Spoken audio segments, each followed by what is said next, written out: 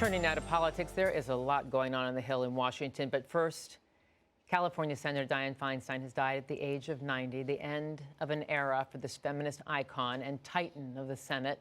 Here to discuss this and more is Isaac Hale, Assistant Professor of Politics at Occidental College. Good morning, Professor. Thanks for being with us. Thank you for having me. The end of an era. Senator Dianne Feinstein has passed away, a woman of many firsts, as you know, first woman mayor of San Francisco, first woman senator from California, and the longest serving woman U.S. senator ever. Talk to us about the jewels in her crown, what the legacy she leaves behind. Yeah, I mean, she leaves behind a really important legacy, and you already talked about this with your previous guests, her colleague, Senator Barbara Boxer, but she was perhaps best known for authoring the 1994 federal assault weapons ban, and she's also been an outspoken advocate for women's rights, the environment, and for reproductive choice. Yes, and so much more in the environment, as you said, water, drought, wildfire protection, same-sex marriage. Already, I mean, 3 prominent Democrats were running for her seat, as you know, but now Governor Newsom will need to appoint someone to replace her for the remainder of that term. Any idea who might that be?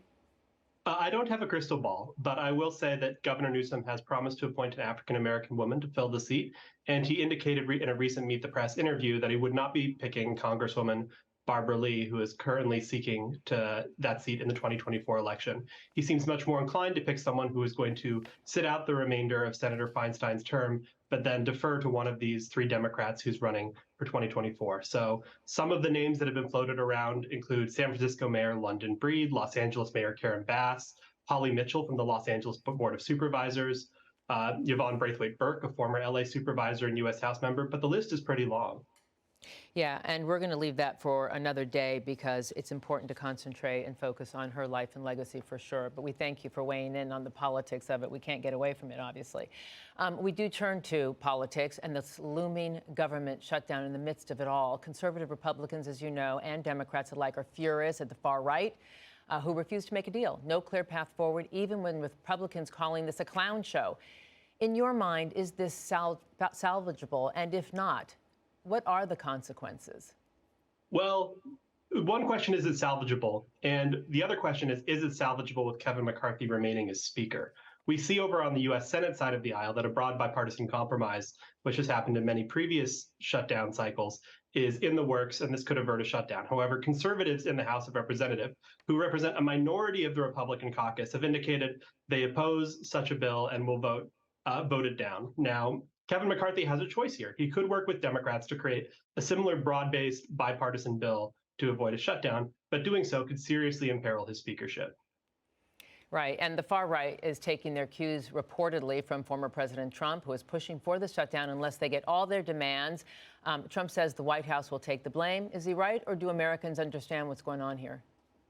I don't think he's right. I mean, I think you saw that Senator Mitch McConnell himself, a very well-known Republican, indicated on the floor of the Senate yesterday that he believes that House Republicans will bear a good amount of the blame if the government shuts down. And we are in a very tenuous situation here right now. Reports say that Speaker McCarthy and President Biden are currently not talking to each other. President Biden does not believe that Speaker McCarthy speaks for a majority of the House. And in all fairness, he probably doesn't. So a shutdown is looking likely, especially as funding is going to run out by midnight on Sunday. Right, the clock is definitely ticking. All right, meanwhile, there's even more.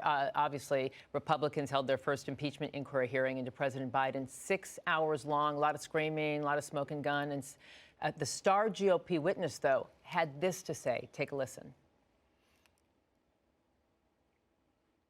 We don't have it. All right, basically, you know, oh, we do. Please, let's play it. I do not believe that the current evidence would support articles of impeachment.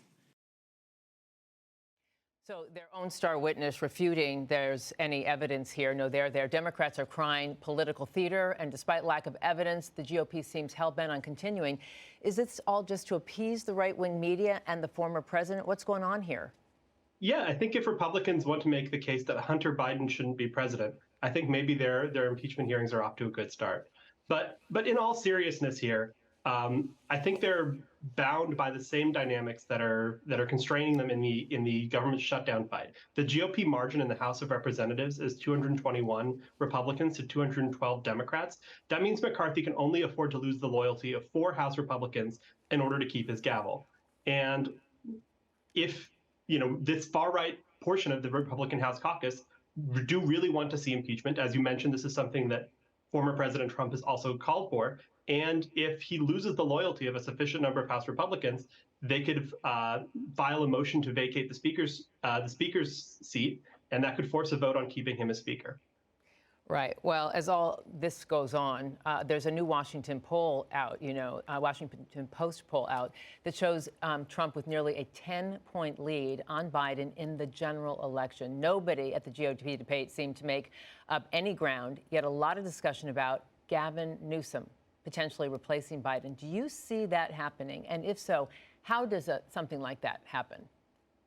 I don't see it happening. I think that it would be unprecedented to replace Joe Biden on the ticket if he decided not to step aside voluntarily. If he did step aside voluntarily, there are procedures in place whereby the Democratic National Committee could pick a replacement candidate if that were to happen after the primaries have passed.